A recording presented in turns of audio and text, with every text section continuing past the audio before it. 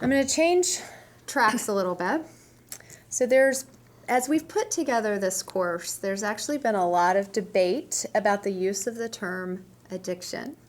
We have very differing ideas, and we thought it would be really kind of fun or interesting to let the students know about that debate and the differing opinions around that.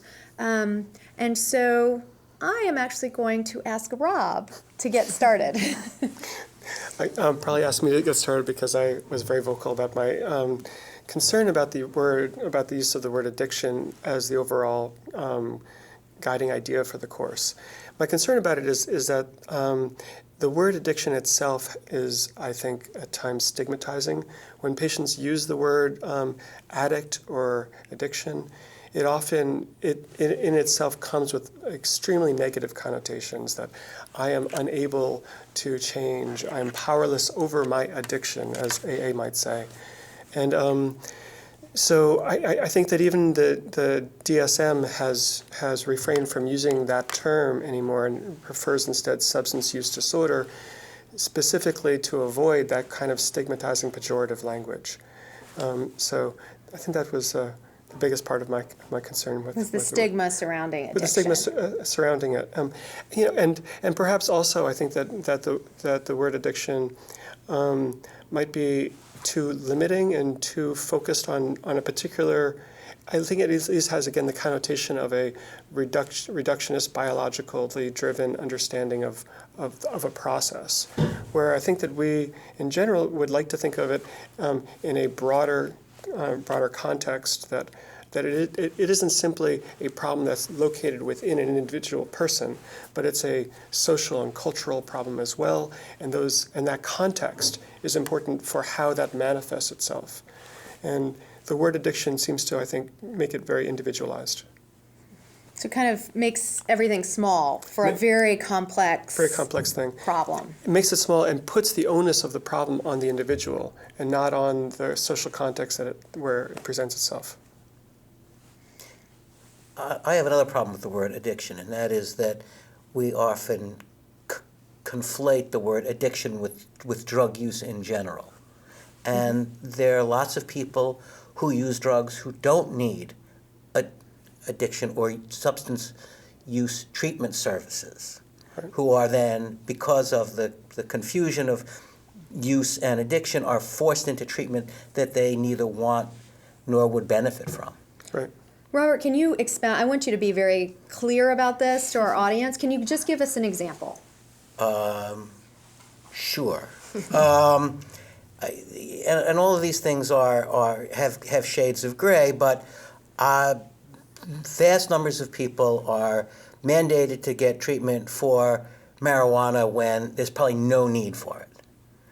People are whose problems with drugs are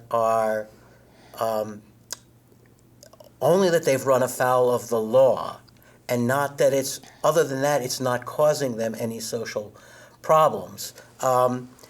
Are forced into treatment programs that if they fail, they are going to be harshly penalized for. And none of that makes any sense from the standpoint of social benefit.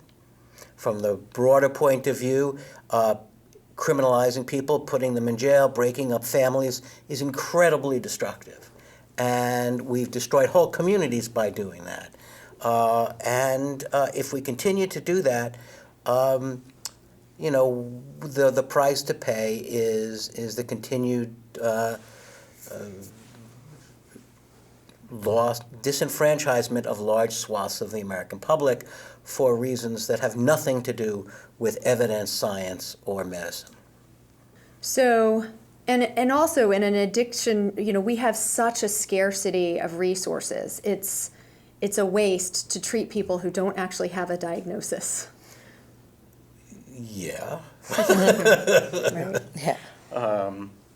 I think this got to one of the questions that I recall us thinking about. If substance use disorder sort of is across a spectrum from low, moderate to severe. And addiction sort of has the image of more of the severe substance use disorder. I don't know that that's right or wrong, but in some ways it does, as I think you're saying, it creates a particular image of a severity that doesn't capture the full spectrum. And there's even drug use that is not disordered in any way, shape, or form, but is in fact individually therapeutic, some of which is allowed by law, the cocktail we have at night to relax, or the, whatever else is legal these days, Or in some depending upon places where there's- you are. But certainly, even the use of some of the stronger drugs may have medically valid purposes for which people can't get prescriptions for them and use them at their peril, but are not doing themselves or their community any harm.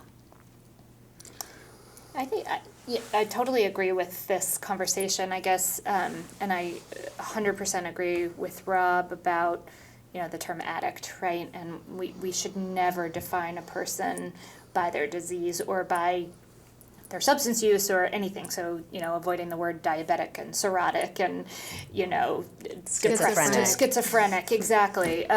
Thank you. You saw me struggling there with finding the word.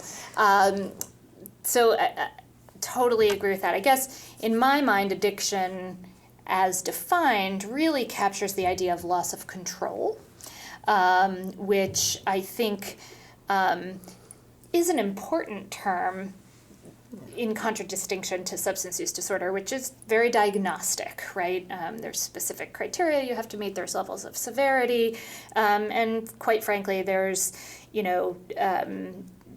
differences in the way your substance use disorder presents where you are in your recovery or your treatment. And addiction is a term that allows for a little bit more colloquial conversation. So that's why I've been a proponent of keeping it, because I think while I agree that there are some clearly stigmatizing ways the term can be used, if used appropriately, it sort of gets at that loss of control piece, which I think, in my mind, really spans between those folks who are using substances in either a periodic or an unhealthy way, but not necessarily meeting a substance use disorder.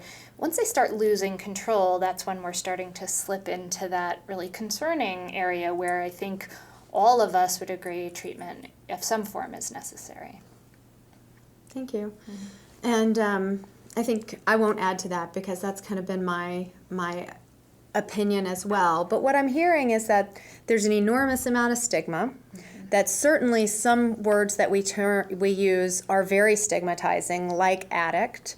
Used in certain ways, addiction can be stigmatizing. Sometimes it kind of pigeonholes people and it doesn't distinguish between the continuum of a substance use disorder, nor does it allow for the difference between substance use and a loss of control or an actual substance use disorder or diagnosis.